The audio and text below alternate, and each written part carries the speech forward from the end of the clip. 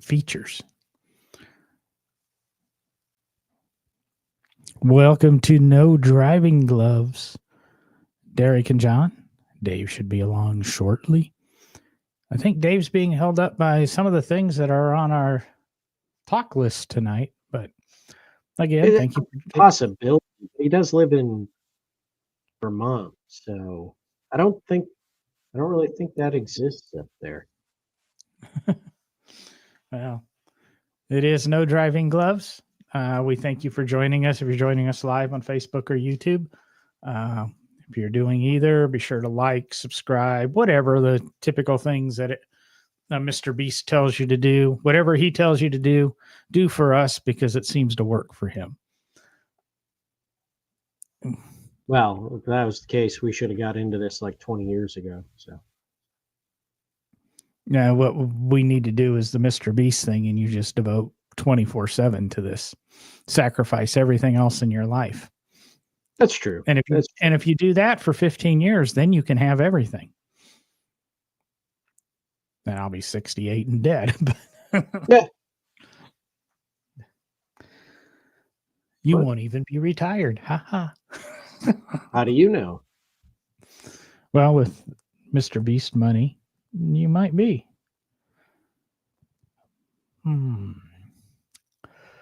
So what's going on, John? How's your last week been? Oh, very good. Told you right before the show that, as I announced last week, I'm doing that men's-oriented gift shop, Hustle and Heritage. Website will still be up August 1st. Been working on that all week. And we became a race deck dealer today, race deck flooring for your garages. So if you're looking for any of that, you can contact me. You can buy it through me. I can get it drop shipped to you if you're out and about. More details on the website and that as we get closer.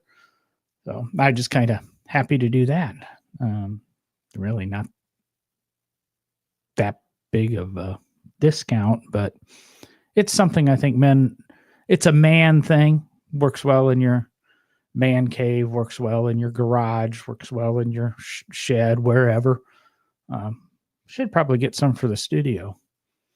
They do have this really cool oak floor that comes in at roughly $67 a square foot, which I was saying to Brandy that I think the Brazilian teak hardwood 3/4 inch thick solid hardwood floor I put in one of my houses in Virginia costs less per square foot than this. But hey, if you want it, it would be cool.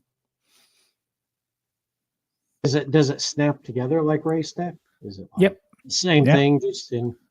Well, I mean, that's why it's so expensive, because ease of just snapping it together. Well, I mean, you could order. All race deck flooring is compatible with other race deck flooring. So you just, you could have, whatever pattern you want and throw a couple pieces of wood in there if you wanted to, if you didn't want to do the entire wood floor. But we don't need to talk about race deck too much unless you're really thinking of ordering, and then shoot me an email. Don't know why everybody in the world wants to text me. All the race deck, man. No, it's our that's what it is. I've got he's running late. Yeah, three or four texts already about that race deck. Yeah. What you got going on that's kind of exciting and car related for these guys, and then we're going to jump into it. Man, I don't know. I've been working on the project cars a little here and there. Got a good holiday weekend worth of work in on the Austin 7, so getting that ready. Hopefully going to have it at Old Car Festival. Not making any promises yet, because as of right now, the engine and transmission have come out of the car. We had a little issue with the clutch, so that has been repaired. Now things have to go back in, and we'll see what happens. And on the Duryea buggy yacht front, we're making more progress. Found some new images of the car back when it was on the promotional tour for the movie The First Auto, and figured some things out about the car, and that even prove more so that it is actually the car that was used in the movie. So kind of exciting there. Jason's asking, did you get it home? I assume he's talking about the Austin 7. So yes, it is home. It is in the barn, in the shop being worked on. So, well, not right now because I'm sitting here doing this podcast, but it is You being don't worked have your on. AI bots working on it? Well, I should have the AI bot doing the podcast for me, and then I could be in the barn working. I don't know if my internet or that. You sound a little robotic anyway at times. Yeah, well, yeah. I did see something in the news today that relates to classic cars and I think would be impactful to both Jason and you. Oh, That Barrett Jackson is to bring the world's greatest car collector auction to Columbus, Ohio, June 25th through 27th, 2026 at the my Ohio question: Expo Center and Fairgrounds. why Columbus, Ohio? Why do they see that as a good market? That's weird. Central. Yeah, I guess. They've got, your southeast, you've got your west coast, you've got your Arizona. It's really central. It's just as far from somebody from the east coast to go as the west coast. Not a lot of outside distractions. If you send somebody to Chicago and that, there's a lot of outside distractions. Yeah, true. Yeah.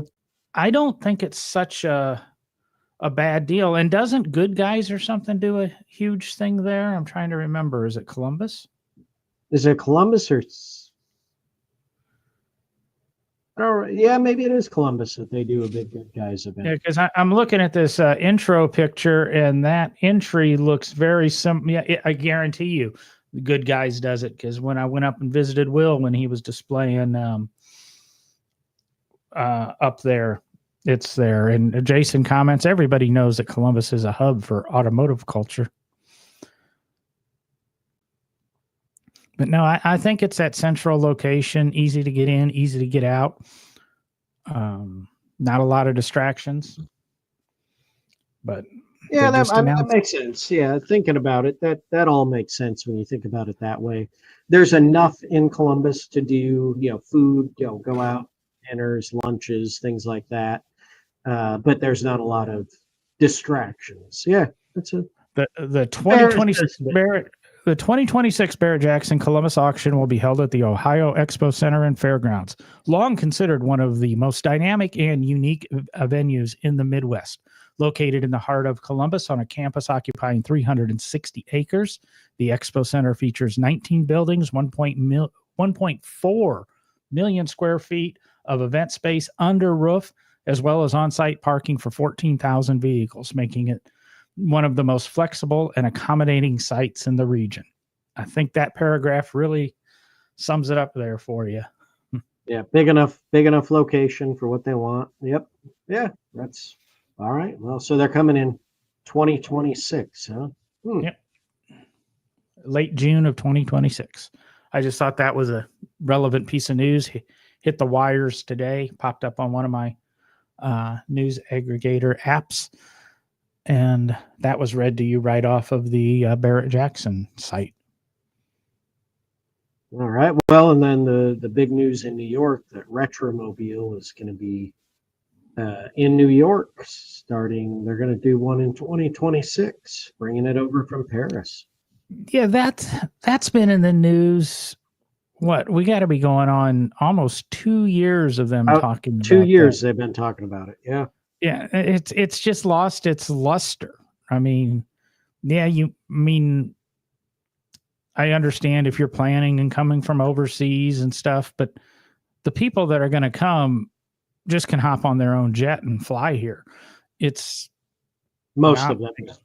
And it's not like, you got to save up every nickel and dime so you can fly here from Sicily. So I don't know. And it's in New York City. And I don't Yeah, know. come on, So New we'll York, see how it goes. New I'm not York, the planning. Paris of America. Well, they both have Eiffel towers, so No, Las Vegas has an Eiffel Tower.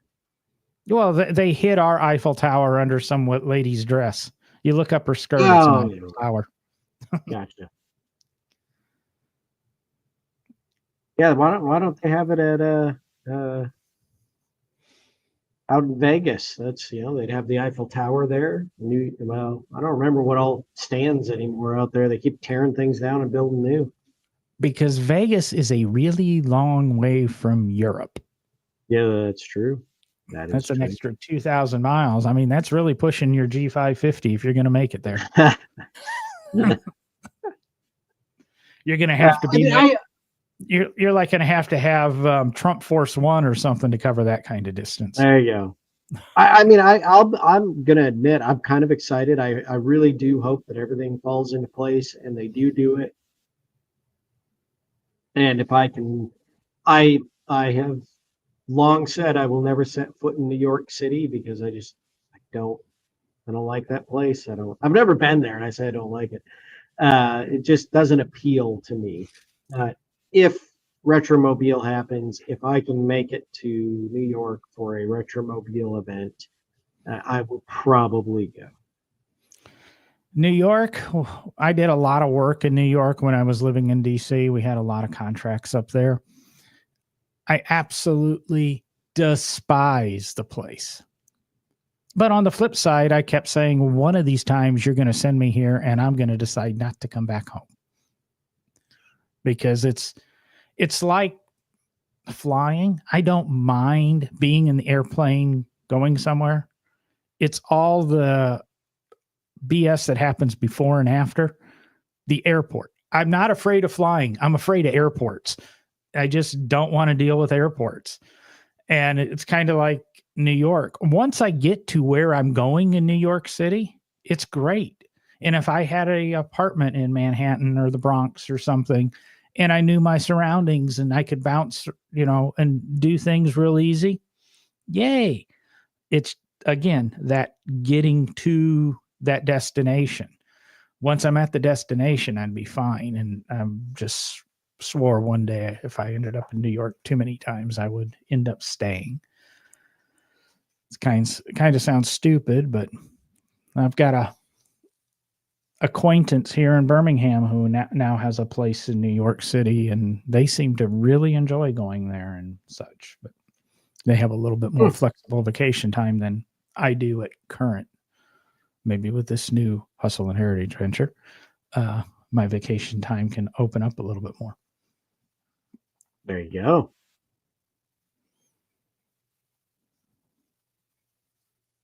Yeah. Jason did point out it is the DuPont Registry and not Hagerty doing Retromobile. So yeah. We get some diversity in these car shows. I will say this: you bring up the DuPont Registry. I remember as a kid, like every once in a while, from somebody I knew or something, I'd get a copy of a DuPont Registry, and I remember being excited to look through those, like just look at all the high end cars, just like, oh man, I remember that. That was good times. That definitely stood out. I never had a subscription, but it seemed I always bought the DuPont Registry every month because you had Auto Week. Auto Week was the quick way to sell your car. You look up, they had one hell of a classified section because you didn't have to wait 3 months for it to show up in Hemmings. But the DuPont Registry, back in our Miami Vice days, and you could buy all that stuff from Miami Vice. And it's what I feel like what I remember most about looking through the DuPont Registry was Ferrari. Oh, look, another Ferrari. But as a kid, you were like, man, this is cool. Oh, man. And then I found the pleasures of pre-World War I cars, and I never looked at a Ferrari again. Well, Dave, is that what happened to you? Did Probably. You got to retell me though. no. I was asking you the question. Is that what happened to you? You loved Ferraris, and then one day you stumbled across a Model T, and it was love at first sight, and you never looked back. No, I was weird from the start. I saw, I remember seeing Ferraris on Magnum PI when I was a kid. I'm thinking, my brother, I love my brother. He's a great guy. But when he was about 8, which would have made me about 12 and a half, he bought me a poster for my bedroom of a Ferrari Testarossa. And I was like, thanks, but I'm not going to put this up. And my parents were like, you have to put it up. It was a gift. And I'm like, but I don't like these cars at all. But I did. I put it up. And it was still hanging in my childhood bedroom the last time I was at my mother's house years ago. Jason mentions, remember Auto Week? That's what I was referring to for the classifieds.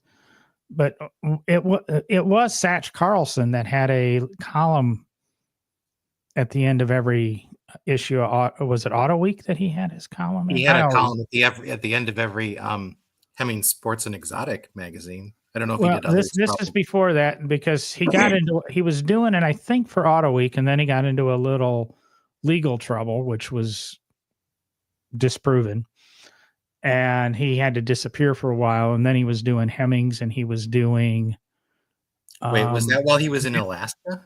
Bimmer. He was writing a column for the Bimmer magazine for the BMW Club of America, and yes, it was why he was in Alaska. He wrote quite often about his Saab 99. Yeah, distinctive name. Dave, Jason wants to know why your camera has a sepia tone, as though you're broadcasting to us from the 1940s. Because because I am broadcasting to you from the 1940s. No, my world has a sepia tone because I use lots of Edison bulbs in my decorating. So not only is it flattering, but it lends that period aesthetic that I like. Yes, I enjoy Edison bulbs as well. The barn. Yeah, in fact. But I will say that what was a string of incandescent Edison bulbs is now only one incandescent Edison bulb and a bunch of LED clones. We have train tracks about a mile from our house. So not only the bulbs all unscrew themselves regularly, but eventually the filaments give out on the incandescent ones. So I just virtually everything's LED here just by virtue of necessity. Necessity, yes. Yep. So, just speaking of publications, Dave may remember this, and John, I don't know if they had it in Illinois while you were growing up, but we had the Auto and RV Trader. Oh my God, that was a free one. Summer. Weekly, right? Yeah, I still think that's the best possible model for selling cars locally, because everybody grabbed those on the way into the breakfast joint or whatever and flipped through them, and you could get into all kinds of trouble, like circling or highlighting and going to check out ads. Honestly, it's the reason that I never read stuff like Hemmings or the Big Wheeler Dealer as a kid, because why look at nationwide ads? Because the cars you want are the ones that are in your region. And those Auto and RVs were all regional. There was a Michigan one. There was an Ohio one. I think there was an Indiana one. Was there an Illinois one, John? I don't remember that one, but it's... And Dave missed the conversation. We were talking DuPont Registry, and that was all the cool exotics. Hemmings had all the stuff that was guy wanted to sell 3 months ago. Yeah. Auto Week had kind of the current new cool stuff. We had the Trade-in Post. That's the one that everybody grabbed. It was 50 cents, and it was just all classifieds, and it covered more than just cars. But I could almost had to have one of those every week and go through. Man, I want this. I want this. I want this. See, you had to spend 50 cents. Ours was free. Yeah, well, that was supposed to spend 50 cents because it was. I mean, everybody could pick it up, and so it was worth putting your car in there because you were going to get just massive exposure, even if it was $35 a month for the ad, which was a fair amount back then, although it'd be nothing today. Hey, speak for yourself, Moneybags. Yeah. Oh, I mean from a revenue standpoint. I don't mean from a from a I've got the money standpoint. Yeah, no, totally different scenarios. You can't run a business on $35 a month for some from subscribers, but I can't be a subscriber at $35 a month. It's a real quandary. Yeah. StreamYard costs us $45 a month here. Holy camole. So that all three of us can talk for 4 hours a month. That's $11 an hour for you guys. And notice I got the QR code pop back up here on the screen. Yeah. Now buy us a coffee if you can. Now we appreciate you just coming and listening and telling people about us. Exactly. So I saw the discussion points that we wanted to cover tonight, and I just left mine off because I was thinking the same thing. And we use that as an excuse for your tardiness, Dave, was just kind of the traffic out there. Well, John tried to blame it on traffic, and then I reminded him you live in Vermont, and I'm pretty sure there isn't traffic in Vermont. So Well, Well, the it was traffic the here is horses very and the severe. gravel roads. Yeah, no. I tried to dig out a photo earlier today to show to Derek of like the worst Vermont road I've ever encountered, which was I drove up to it in my F-250 with the solid axles, front, rear, and the four-wheel drive, et cetera. And I looked down at it and I went, that may have been a road at one time, but it looks like a dry riverbed now. But it did have a road sign. It was on the map as a road. And so I said to the engineer I was working with on the project, I said, do you have a company truck? Because I really would rather not take my personal truck down this road. He goes, oh, yeah, no, I'm comfortable taking the company truck down this road. And we're like at a 45-degree angle, like jouncing up. And this is why, honestly, this is why I'm getting rid of my Corvair, is because there are roads I won't go down with the F-250 here. So I'm not going to like get the capabilities out of the Corvair to like kind of go explore the way I wanted without serious modifications to it. And if I'm going to be that limited, I might as well just have a Model A. man, yeah, I was gonna say I feel like I got to get the 490 in a trailer and bring it up, and we got to go drive. Yeah, the no. roads. I mean, well, you get back to a certain point in automotive history, and suddenly it doesn't matter what the roads are because there weren't good roads. Exactly. I mean, really, any car up through like, I want to say the immediate post-World War II era is fairly capable on some pretty primitive roads, especially the solid axle Fords.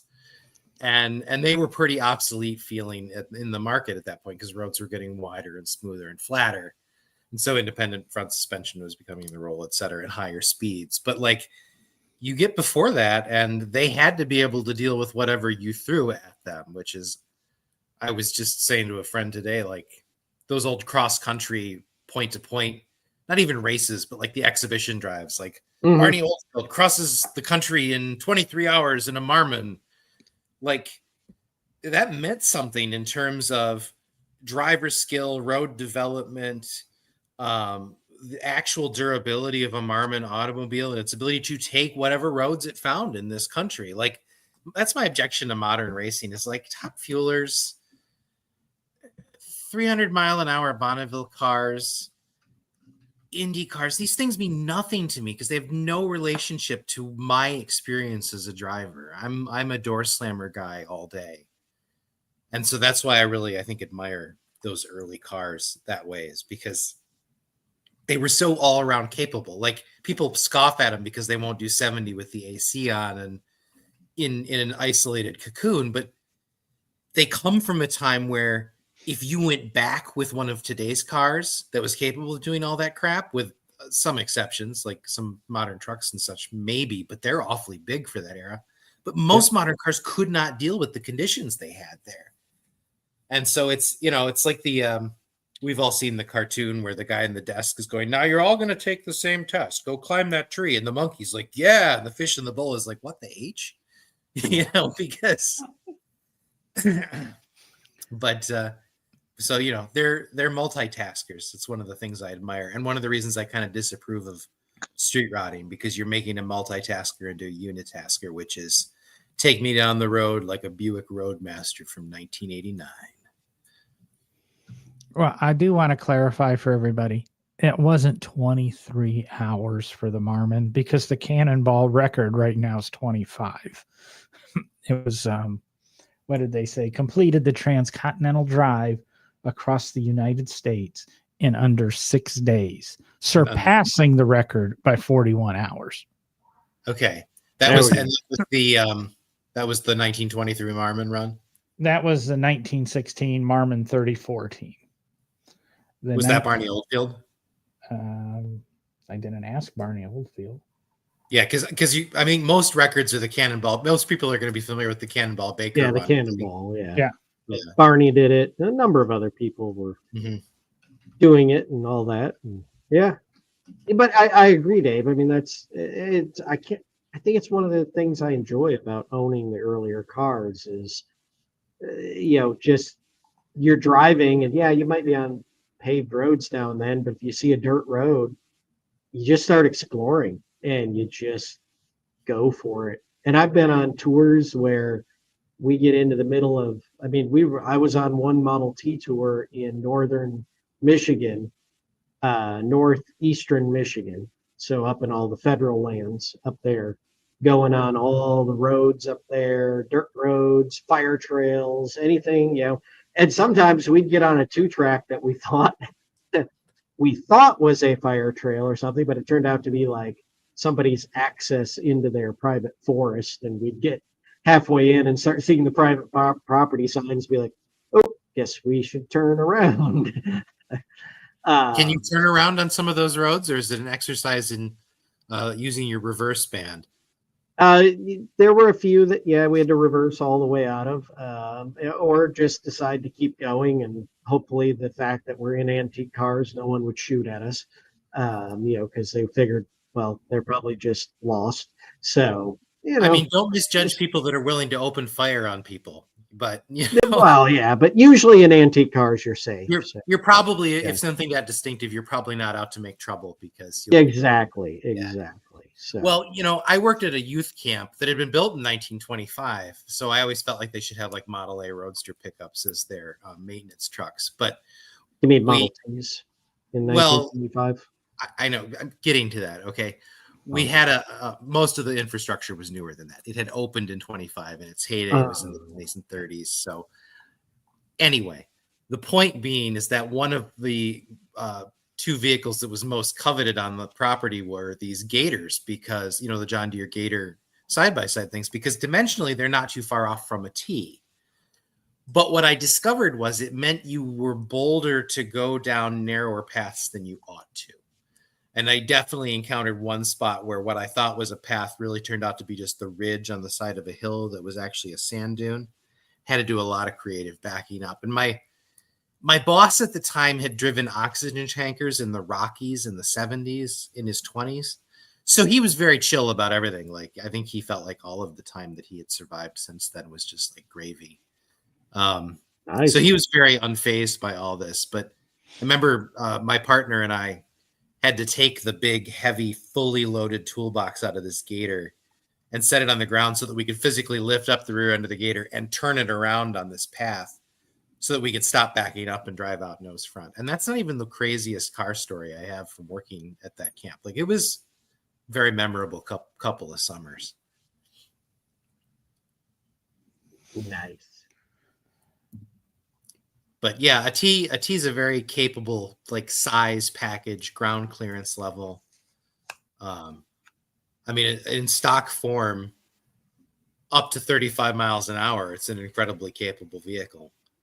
Oh yeah, and when you're on those roads, you're not going that. Like that's what people don't understand. I remember on one of the tours, stopping at a gas station, to get drinks and stuff, and probably a couple of people, get gas, things like that. But inside talking to the clerk at the counter, and she was like, "Oh," and I think one of us asked for if she had any of the DNR maps, because especially if you grew up in Michigan, the DNR maps are. That's the Department of Natural Resources, which they don't even call it that anymore, right? It's the DEQ now. I don't know. I've been out of Michigan a long time, but I thought DNR had been subsumed into DEQ. I don't know. I'll ask. I'm going there this weekend. I'll be in Michigan. But the DNR maps, the state DNR maps, had more detail on them about the fire trails and access roads and things into the federal lands, so you had a better map for getting around. And we were asking, she's, oh no, we don't have any here. And she's like, but why do you guys want them? We're like, because we're out so we can drive around. She was like, you would take those cars on those kind of roads? It's like, what Rather take it roads? there than on Yeah, what kind of roads downtown, yeah. existed when they were new? Like that we want to take them on roads that existed when they were new. It's always gets me that when you're driving your classic, or people have this perception of older cars and classic cars that they're fragile and they're delicate, and they were cars. Again, they were run, they were driven, they got rained on, they got wrecked, they got beat up, they had beverages spilled in them, they had people poop in them. They were cars. And the people that want to use their classics as cars are looked on as like just oddballs out, and I don't get that. Well, and it's sad because cars that don't get used, they kind of just wither on the vine. I mean, their seals dry up, their tires flat spot, and moisture builds up in weird places, and they're not designed to sit. I would rather have a car that's been driven regularly by someone who has taken care of it. It sounds like me watching TV for like a weekend. I kind of dry up, a flat spot, I kind of wither. Yeah.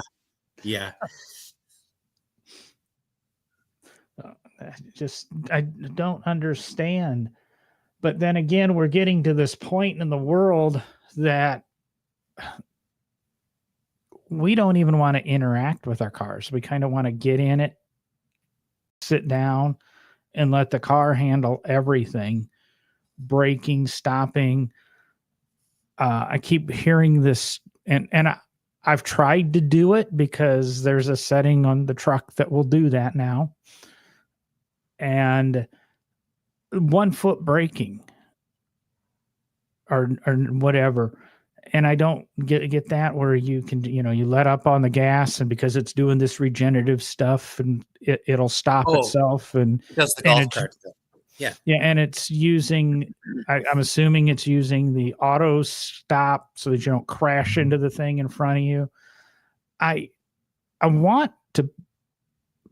feel you need to be interactive with the car. I was coming out of FedEx today, and I was watching, and somebody just decided turning right across 3 lanes, just whipped right out in front of it was a full-size Chevy, whipped out in front of a full-size Chevy with the utility box and everything on the back. And if that guy wouldn't have stopped, and people don't even have that kind of courtesy anymore to, if you turn in front of me, I'm going 60 miles an hour. I'm not going to adjust my speed for anything, even if I'm going to hit you. And there's kind of the thing that's really I've been thinking, we need to adjust some of these laws because of the stupidity of people. If you don't make an attempt to slow down, I think you should be more at fault than the person who maybe did the stupid move in front of you. If you don't make an attempt to avoid the accident. I remember when I learned to drive back in Illinois decades ago, Illinois pretty much said that no matter what kind of accident, both drivers would sustain some fault, because if it wasn't for contributive negligence is the doctrine you're articulating, where you say that this accident occurred because party A was 70% at fault and party B was 30% at fault.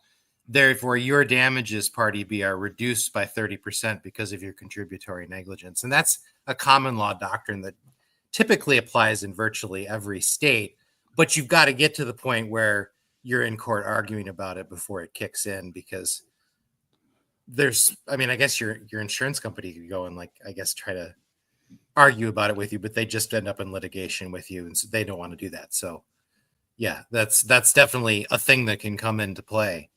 And that's part of the problem with accidents anymore is I have an accident and or I hit somebody or somebody hits me and we both turn it into our insurance, the checks get written and both of our rates may or may not go up, and everything happens behind closed doors between the insurance companies, and they don't keep us up to date. They get one statement from each party, and they're just shuffling the same pile of money. Here, State Farm, here's all the money, and then it all of a sudden all goes to Geico, then it all goes to Progressive. They're shuffling, and it's so damn annoying to me. And it's because I've got 3 dash cams that have been recommended on one of the forums, actually in my cart on Amazon, because they are on Prime Day. We're doing this show during Prime Day, but I know what they cost 5 days ago, which ironically is only about $6 more than the 80% off that they are today on Prime Day. But I've got 3 dash cams because of all the videos I keep seeing on Facebook and YouTube Shorts and Instagram of the stupid drivers out there. And as much driving as I do, I need to protect myself a little bit. I do have the thing in my back of my head going, is this really going to show that I was the stupid fuck and caused all the problems? But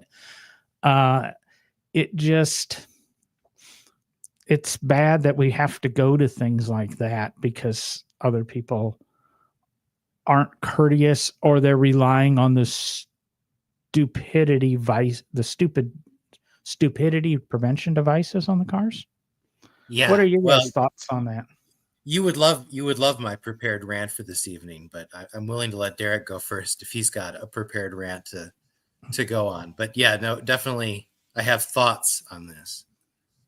No, I mean, my thing is, just my problem is what John talked about with the courtesy factor. Like I feel like as a society, we've lost so much of our courtesy for each other. And then that extends to, everyday life, not just driving. Right. And that can't be legislated. You can't fix culture with legislation. Exactly. And when John started that, he said something about, it seems we'd rather just get in our car and have it take us somewhere than interact with it, or something to that effect. And my mind immediately went, I'd rather interact with my car than people. I used to ride the bus, and it has a certain charm, but I don't think the idea of riding alone in a car that I had to purchase has any appeal. I would rather have the bus. But, it's just like, I guess what made me think about it is there's been a couple of times recently over the last, say, month or two that I feel like in the span of like 2 weeks, I plugged holes on every tire on my wife's car and probably 1 or 2 on my car. Oof. And then I drive down the road and I see these, scrap metal guys and different construction companies with their open trailers with a bunch of scrap metal piled on it, junk piled on it, not strapped down, bouncing around, things flying out. And it's just courtesy. Like the ironically, junk that falls out of those trailers is what punches holes in tires. It costs other people money, and they don't care. And that, to me, ironically, a lot of states have covered load laws, but they're not enforced. There's no budget. Exactly. Yeah, there's no enforcement. But it's also common courtesy. If you're hauling something on an open trailer that could fall off, it's courteous to just strap it so you don't damage someone else's car. Well, it's like when you get behind these dump trucks on the road, and a lot of times they pass you and get in front of you, and then they have, stay back 500 feet, and they're too lazy to put their covers on. And, all of a sudden you're hearing tink, tink, tink, tink as rocks are bouncing off of your car. It's not my job to stay 500 feet back from you. It's your job to keep your stuff in your freaking truck. And we can go back to the stories of bikers who keep gravel in their belly pouch for people who drive too close. Batteries are a big one. Yeah, but that's a different thing.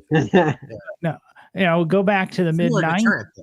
I actually chased one of those trucks down, and told him he was buying me a windshield, and they told we went back to basically chased him down to where the truck was from.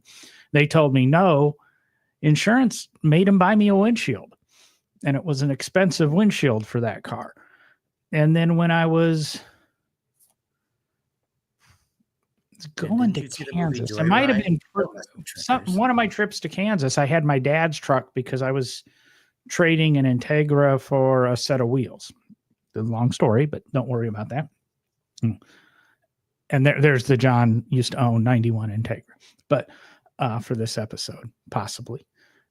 And my dad had just had the windshield replaced in his truck. And some guy got on the interstate in front of me with another Dodge Ram and a gooseneck trailer full of hay in that. Something flew off that trailer, broke the windshield. I chased the sumbitch down, and he got off, was in an antique store. I said, "You broke my windshield." And he said, "What am I going to do about it? You can't prove anything." So I called the state police. The state police came. They wrote up a report. Insurance company ended up going after that guy's insurance, and he covered the windshield for that truck. So if you really want to go out of your way, you can get it taken care of. But if you would just get off your ass in the first place and strap your load down, cover it, secure your load, like you said, the laws are, it would simplify. But like Derek said, I don't give a damn, blows out of the bed of my truck and hits somebody else. So what? Plywood goes through your windshield and decapitates the guy behind me. He's not going to complain. Well, so the concept of an armed society as a polite society. Yes, I'm in agreement with this. I'm also in agreement with the idea that a human with a job is happier than a human who is sitting around doing nothing. And I think this applies keenly to driving. And I think a lot of developments in the last 85 years have run counter to this truism. So I am here to posit to you that the last truly beneficial automation of driving was the Hydromatic drive in 1940. And that was only because it permits easier installation of hand controls for disabled drivers, like the Oldsmobile Valiant system. Hold on. I got more. I got thoughts. Oh, hold on. I do remember he's a lawyer. We have to give him time.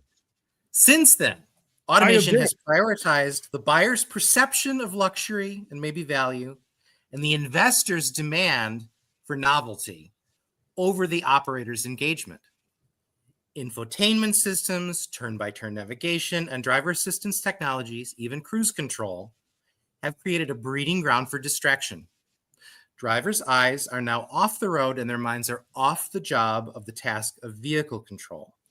This decreased situational awareness leads to accidents, it leads to road rage, and it leads to traffic snarls. Instead of enhancing the automotive experience, automation since 1940 has made drivers complacent and less attentive. Our society has traded operator skill and engagement for the convenience of automation, but at what cost to road safety? And is now the only way forward to eliminate human drivers entirely in the urban and suburban parts of the world. There. Now you may rebut my insanity. I'm not going to rebut your statement because I agree with most of your statement. I will say the advent of air conditioning systems in cars probably has helped decrease some road rage and keep people a little calmer. I have reasons I don't want air conditioning in my car, but I don't view that as an automation. Climate control is a different thing. Well, it's automation because you set the little number. Because in the old days you had to like manually regulate, but I mean, as a humidity control, air conditioning is an essentially different thing. Like there's no manual equivalent to that. Not even a swamp cooler properly removes so I mean, that gets a pass. Do I want AC? Not necessarily. Do I think it's an overcomplication that's forced on us? Probably, but I don't think it applies in an automation discussion. Well, I think it is forced upon us now. Well, I believe it's forced upon us now because now your defroster doesn't work without having an AC system in your car, which, like you said, the ventilation is badly designed. Yeah, overcomplicates things. And we're so concerned with aerodynamics, you can't roll your windows down without being wind buffeted to death. Mhm. In anything modern. Like one thing about the Maverick I really like is that until you get to about 60, 65 miles an hour, you can drive that truck around with one window down just fine. I haven't had a car in years that you could just roll one, like the driver's window down and buzz around and be just fine at 35 or 40 miles an hour. You always have to crack another window or pop the sunroof. And so I'm kind of with you, Dave, is that I think we've went to a point of no return. I mean, another big thing in the news today is I said the T word earlier, so now I'm going to say the M word. Elon Musk came out to say that the AI chatbot Grok is now going to be standard in all Tesla vehicles. Mecha Hitler's going to drive you to town. Exactly. That was one of the headlines. And like Derek said, he'd rather be in his car interacting with his car. Now he's got Grok to talk to. And no, not that kind of interacting. One of the forums I was on was saying, oh, this thing's on Amazon Prime this week, and it'll allow you to watch YouTube while you're driving. And this isn't for a car that has autonomous driving at all in it. It's, oh, you can watch YouTube while you're driving. And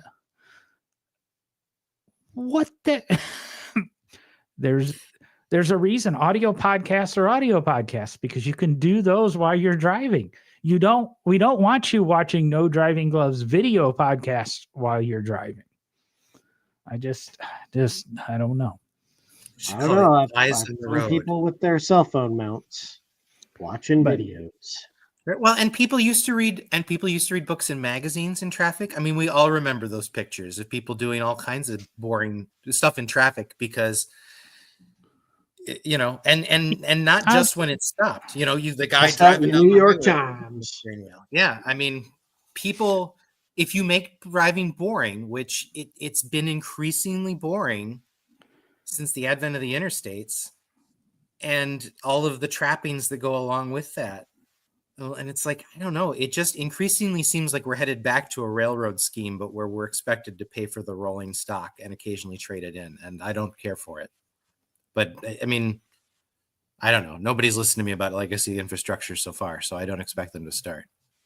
Well, it's the lease model. We'll lease you a car for 3 years and you get a new one. You get, once you turn 16, you make us a car payment every month until the day you die. And you're always in a car no more than 3 years old. That's the whole scheme behind leasing. The manufacturer controls the age of the vehicle on the road. And if they had their way, that's how we all would be. There would be no used cars. It would always be current.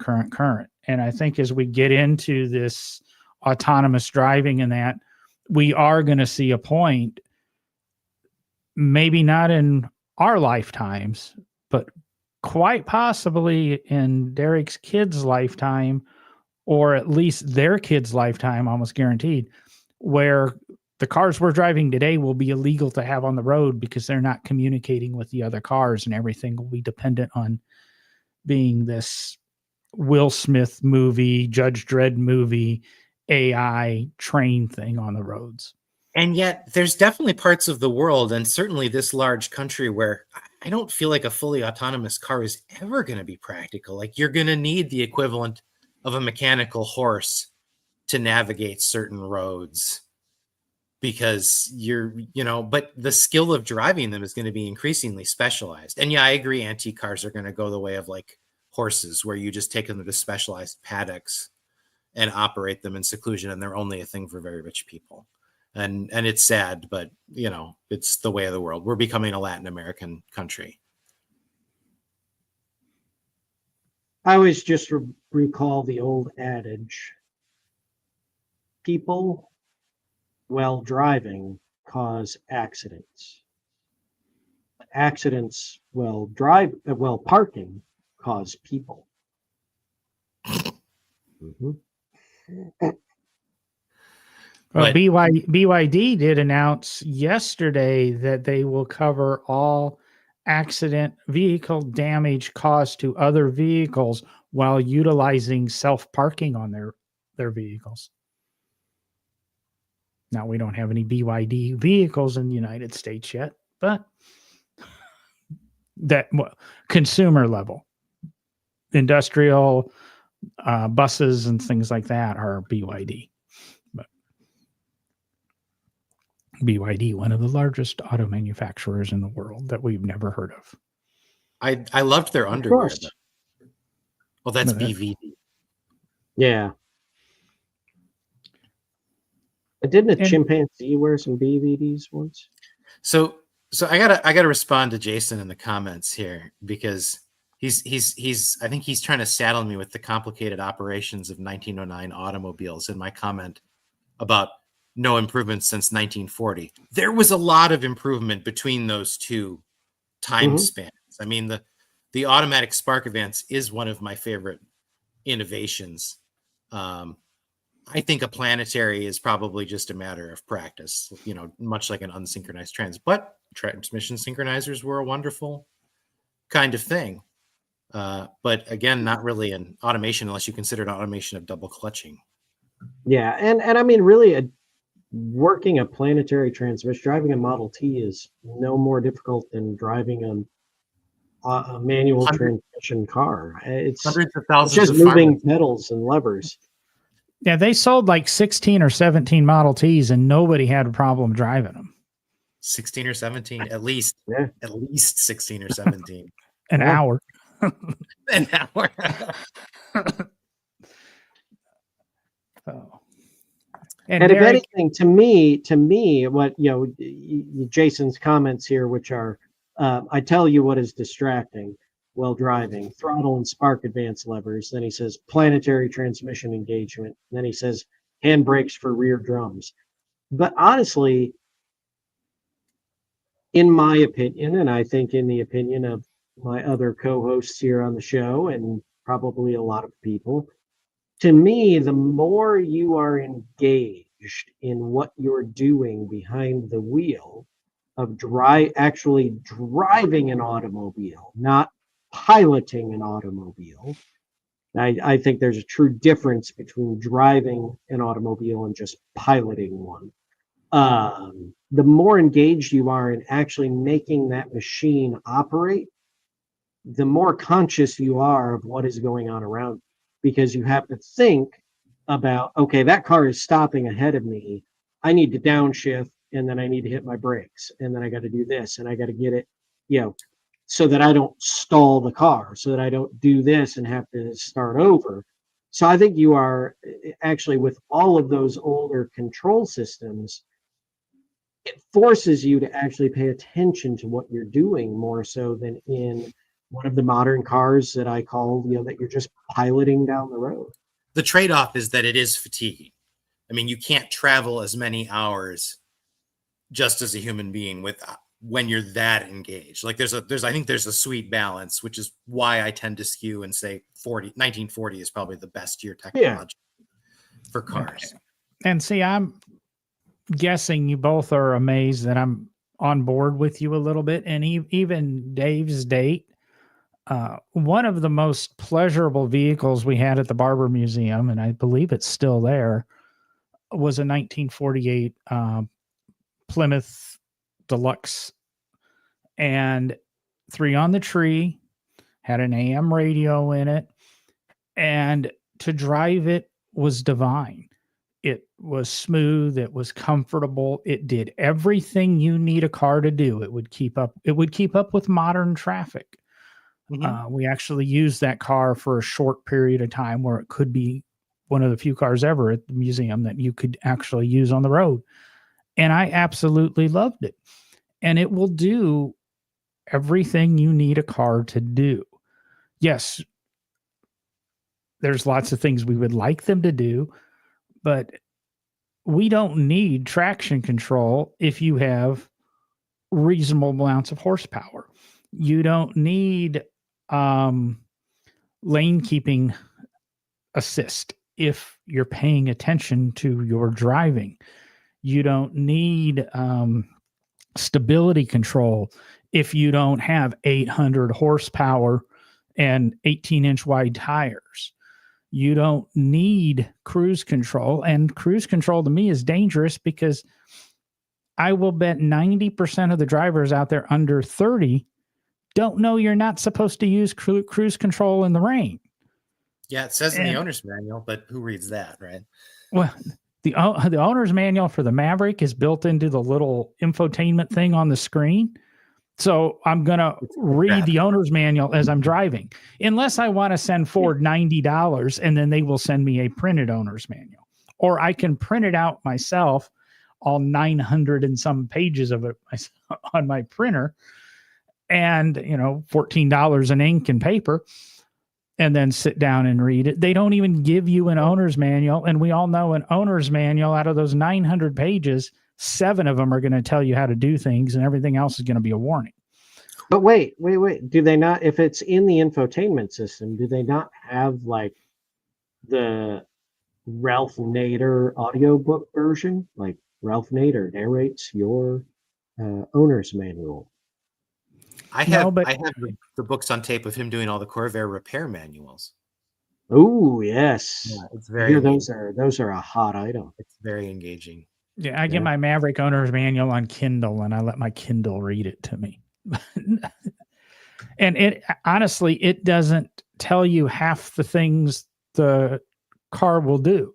Like, I've got that stupid number keypad on my door that's 5 buttons, and you can type in a code and it locks and unlocks and does a few other little things. Nowhere in the owner's manual is that ever even discussed. And it is a factory. Reason I have it. It is a factory option, and it was optioned on my vehicle. But no, it never tells you how to use it. That was standard on Ford cars for years and years, wasn't it? It's always been an option. It's usually not the base model. It's something higher. And now they're removing it, because now we have keyless entry, because it's too damn hard to put your hand in your pocket and get your keys out, which is weird. On the Maverick, mine's base enough that I do have to get a key out to start it and things. And that drives me nuts. The Mini's totally keyless. I can leave the key in my pocket. My Fiesta needs a key, and that doesn't bother me to get the key out and use it in the Fiesta. I don't understand. Have I shared with you the horror story about the couple that were killed essentially because of keyless ignition? They had this one. Have you heard this one? No. Older couple lived in like a I don't know, like a duplex or something with an attached garage, one of these like condo development kind of things. Went out for the day in their hybrid, were favoring electric mode, came home and parked it in the garage, the attached garage, and walked away with the key still in the pocket. And because it was in electric mode at the time, there was no engine hum to make them think, oh, this car's on. So they walked away, and eventually the battery ran down and the engine came on and charged it. And so with this car running in the garage, it killed him and almost killed the neighbor from the CO2 of this car running to recharge its battery in the garage. And I'm not saying this is an argument against hybrids or whatever, but it's scary. And it would not happen if you had to, untwist the chunk of metal and pull it out and take it with you. Clarification. I think you said mean the CO, the carbon monoxide. I'm sorry. Did I say dioxide? Yeah, no. The greenhouse gases will get us all eventually, but the carbon monoxide is much more looming threat if it's in your garage, in your living room, in your bedroom. And see, to me, there's extenuating circumstances somehow with that instance, not defending the manufacturer or whatever. Just take, for instance, my hybrid. If I open the driver's door and I get out with the key, well, actually mine, it shuts off. And most electric vehicles or hybrids like that, if the door's opened and the key is not present within the vehicle, it shuts itself down. So it won't charge. I should observe that in the story version, I was told, I don't know what with the key happened. And I definitely have left it in the cup holder. Yeah, they might have left it in the cup holder, but usually it will get overridden when you open the driver's door. I can't speak to you, but this was relayed to me by a pretty reliable source. So and who knows what how old the car was and things like that. There might be safety standards that have been implemented since then, but I'm not Maybe saying it because can't happen, but it's believable it could happen. I mean, perhaps a much more immediate fear is something like the Tesla door handles that don't work in emergencies. You know, whether the car is sinking or on fire or whatever. I mean, it's very scary when things that used to be simple mechanical linkages are now, for some reason, electric servo motors and don't need to be. Was it Audi that's got this new funky little electric door? That's something I don't understand. I like every car I have. I was thinking about that the other day, has real door handles. The Fiesta, the Mini, and the Ford all work the exact same way, where the whole door handle's mechanical and it pulls out. The Camry's the old lift up type. But on one of the podcasts I listened to, he was talking about how doors work now compared to before, and they were talking about the G-Wagons. And he had his press G-Wagon, etc. And of course, he took his kids to soccer and their friends. And he said it was so often he would get out of the car, shut the door, and they would start walking into the mall or start walking into the school. And he'd look back and all the other doors are open, because the kids are used to these doors you just push and they kind of close themselves and latch themselves. Or a G-Wagon, no matter how nice you think these damn things are, is a 1980 military Mercedes. And guess what? The doors still work like a 1980 military Mercedes, and you have to close them with intention. It's just not lightly push it as you're walking away and the thing shuts like a new Mercedes does, or an Audi that grabs the door and then powers it the rest of the way closed. And it's just, kids don't even have a clue how to shut the door on a G-Wagon, because they're used to being coddled by all the new luxuries in just door workings.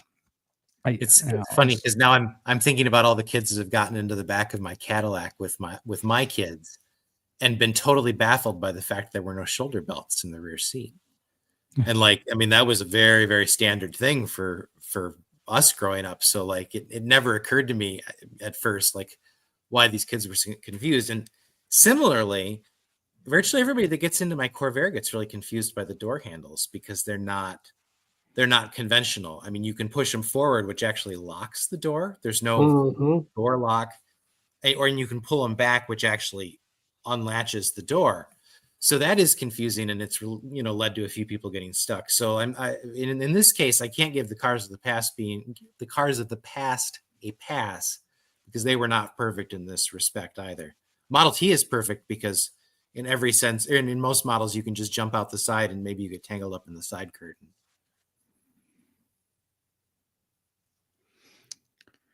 I don't know if I'm going to agree with disapproving Cat. You can absolutely use modern cruise control in the rain safely. Well, if you've got every single one of the nannies on, I mean, probably theoretically you can, at least as safely as any full self-driving car is. Well, I can take we literally can go decade by decade. I can take my 15 Fiesta, have the cruise control on, drive it into the rain. It's not slowing down.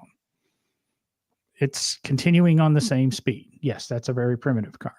Yesterday, I was driving the Mini, came across just a pop-up thunderstorm that ended up with zero visibility. Cruise control was set at 77.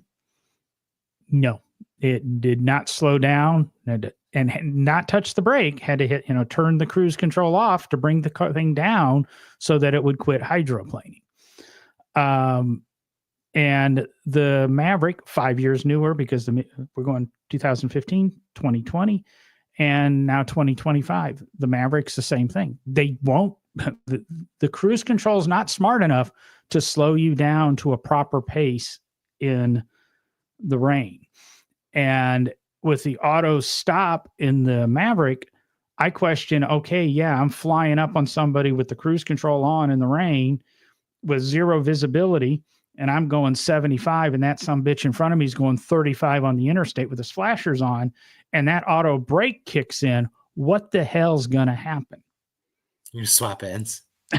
Now, I'm not going to be here to tell you what happens. I guarantee you that. But hopefully your dash cam survives, because we all Yeah. we all want to see that from the inside.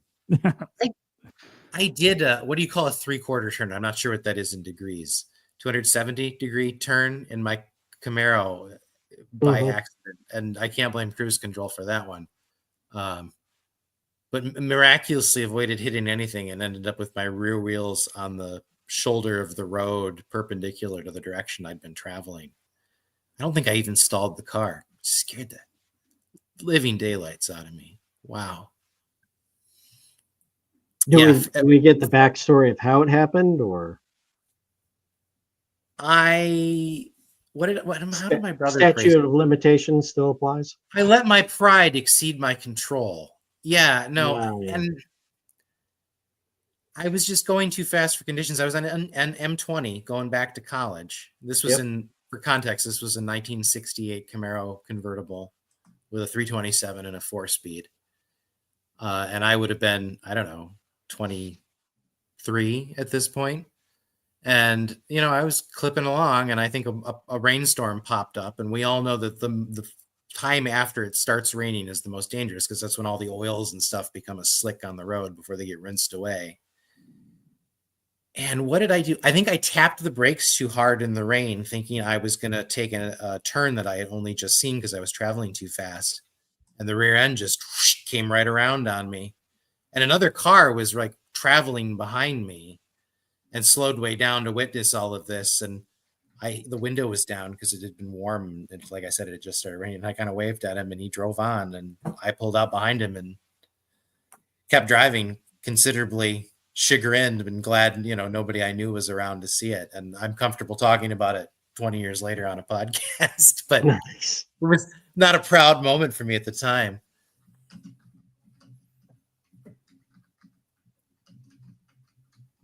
Yeah, I did that. Well, not quite that, but I fishtailed pretty good in the Pontiac Solstice I owned for a time. And actually, it was on the way to drop it off at the person's house who bought it from me that it happened. And I almost went right into a ditch, came very close, but fall in the, fall in Northeast Ohio and frost situations, and coming down a road I didn't know, and there was a 90-degree curve and slight bank on it. And what I didn't realize was that, and maybe it was also, there was like some snow, kind of one of those early fall snows, and it had been warm enough to kind of melt the day before, and then cool enough overnight to kind of ice up and just get a little frosted, and going through the turn down, it was a stick shift, so I was downshifting, and then coming through the turn, coming out of the turn, just getting ready to kind of hit the apex of it and let the clutch out, except for when I let the clutch out, the rear wheels were over the frosty ice patch. And let me tell you what, a short wheelbase car like a Solstice, I fishtailed for a good ways down the road trying to keep control of it. And when it came to a stop, the front wheels were about 6 inches from going into a ditch. Yeah. Good times. And I don't know about you, but my dad had loads of stories about people who had experiences like that, but didn't make it. Like, he knew 2 different guys who had nearly identical big block 65 Impalas that put them into the exact same tree within a week of each other, because the second guy was trying to show his girlfriend what had happened to the first guy and then ended up recreating it a little too exactly. Yeah. Or knew a couple guys with a 57, 56, somewhere in there, Corvette that had a later 327 in it that put it into a tree in the Upper Peninsula, but the upper part of the tree. Like, I don't know that anybody was around to say how they did that, but that's where they found them. Yeah, it's scary.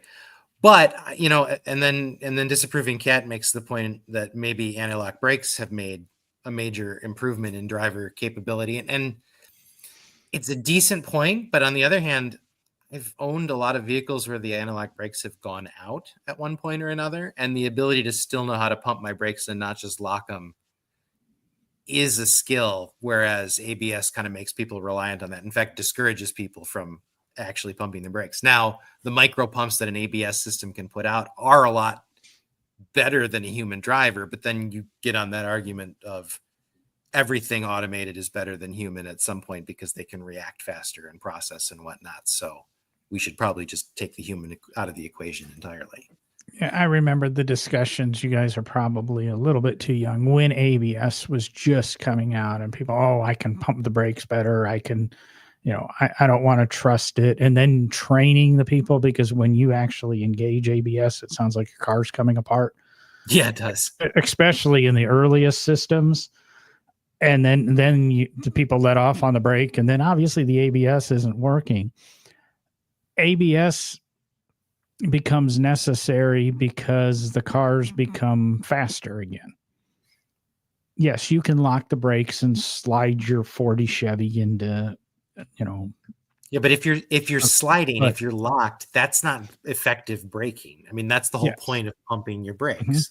Mm-hmm. We can get into the whole thing about whether the ability to slide a tire is an effective brake or not, and the tire becomes a big factor here. And note that I'm not arguing in favor of 1940 tire technology or against things like disc brakes, because those are not automations. Those are mere mechanical improvements to the fabric of the car. I'm simply saying that training the driver not to be able to handle dynamic situations in the car and taking them just out of it so far that they get boring and stop paying attention to everything and can't react is either bad or is just a stop on the road to full automation of the car. There's no other way about it. The current situation cannot persist, really. I think Disapproving Cat kind of just said what we're discussing. He goes, sure, but there are people who know how to pump who still can't meet the moment. The fact that some can go out is not a good enough reason to rely only on pumping alone. Yeah, it can go out, but the thing is, because everybody's used to ABS at this point, now that the technology's been around for 40 years, nobody knows how to even pump the brakes if it does go out. So we've taken away some of the driver engagement, which is what this whole conversation is. Have too many of these nanny systems taken away from the driver engagement. And I'll go with something that I'm guilty of. That's the simplest thing in the world. I don't look at brake lights on the left and right side of a car.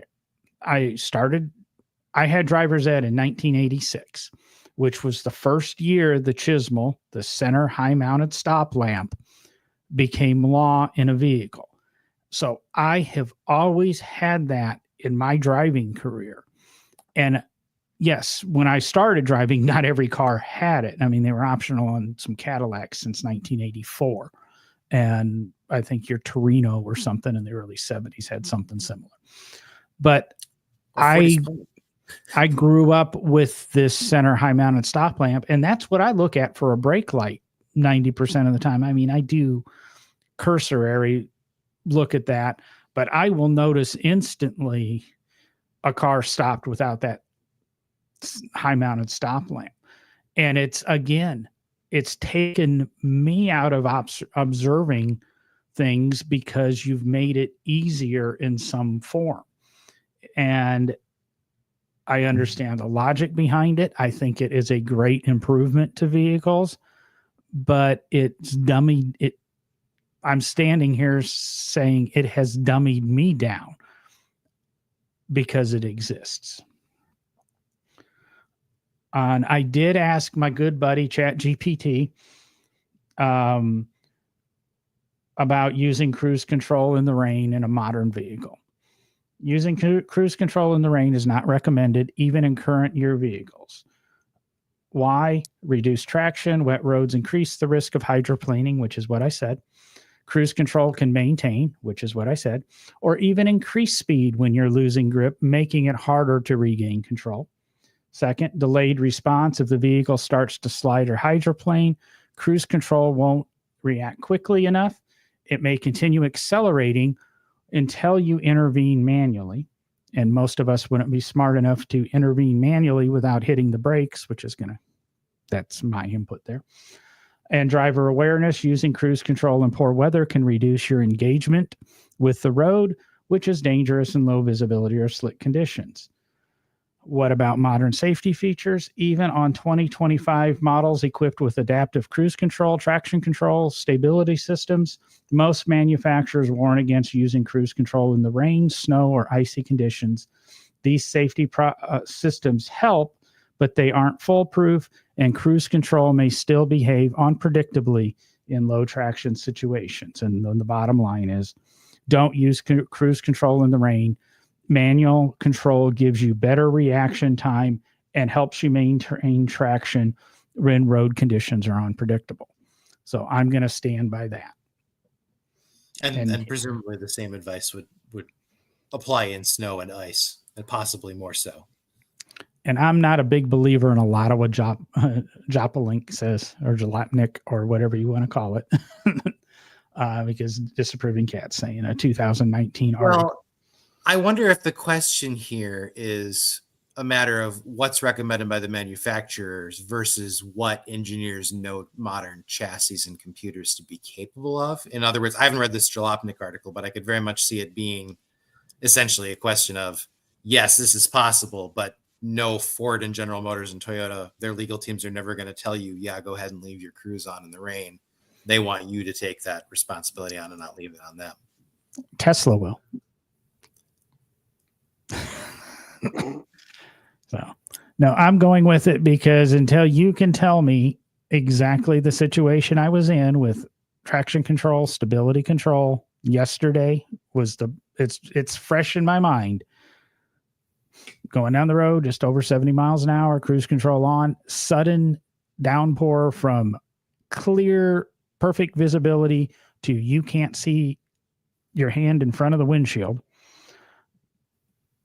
The car was not going to slow down. And yeah, maybe I could have continued at that speed safely, but I couldn't even see to react, and the car was going to continue at that speed. So, but you didn't have a traction event. Whereas, I mean, all Disapproving Cat is saying is that traction event would have killed the cruise control. Although that's truly not the same as saying that it's safe to leave it on. Because a traction event might have killed the cruise control. ABS might have killed the cruise control, but at the point ABS is coming on, it's too late. But if I'm buzzing along, inattentive with the cruise control on, it starts to rain, and say I could still even see. You get the deep water puddles, you get water build up on the sides of the road, and if all of a sudden that grabs a little bit, starts to pull the car to the right, say, next thing you know, you're in a tree at 70 miles an hour, where if I wasn't running cruise control, my foot's at least coming off the gas when I start losing traction and it starts pulling. I mean, Disapproving Cat and I can disagree to disagree, or agree to disagree, but being on the podcast, I'm saying I'm going with manufacturers' recommendations that no, you don't use. And that's going to be the official no driving gloves stance on that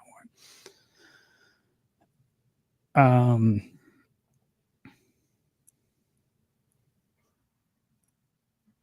Yep, and Jason just concluded as we're wrapping up the show. Dana's Mercedes stops for her. I don't even think she knows where the brake pedal is.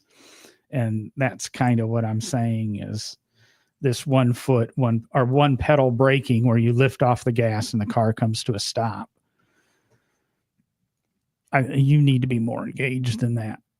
Because again, like he said, she doesn't even know where the brake pedal is. If there becomes a situation where she needs to hit that brake pedal because she sees something coming before the car does,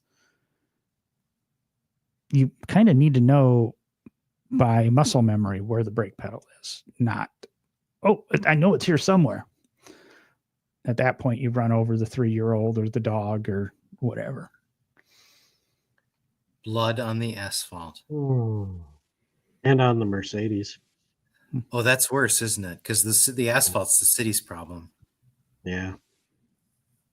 And Mercedes, some of them now actually have hood ornaments again, so you could get impaled on that if it doesn't retract quick. Well, I think, speaking of non-retractable impalement objects, that the probably the single best thing you could do for engaged drivers is just a sharpened spike instead of an airbag in the middle of the steering wheel. We used to have those. Yeah, but the steering shaft is so much more subtle. I mean, that's why you had to run educational films for driver's training class, so kids would know that folds up into a beautiful reverse flower as it thrusts into your sternum. But we might have just wasted 80 minutes of people's time, because I still see people say, well, just go ahead and get another seatbelt from another car and cut it off, and you can plug it in. You don't have to worry about your seatbelt chime. If you put your damn seatbelt on in the first place, you don't have to worry about the chime either. But yeah, with that, I'm going to wrap this up because we are over 80 minutes into this thing. And I know Dave needs to probably get to bed, even though he joined us 20 minutes late. But with that, anybody got a quick closing word or such? Just a thanks for stopping by the garage. Sounds like I'm going to say goodnight. Yeah. It wouldn't just feel right if I didn't say, now get off your ass and go burn some gas, because we is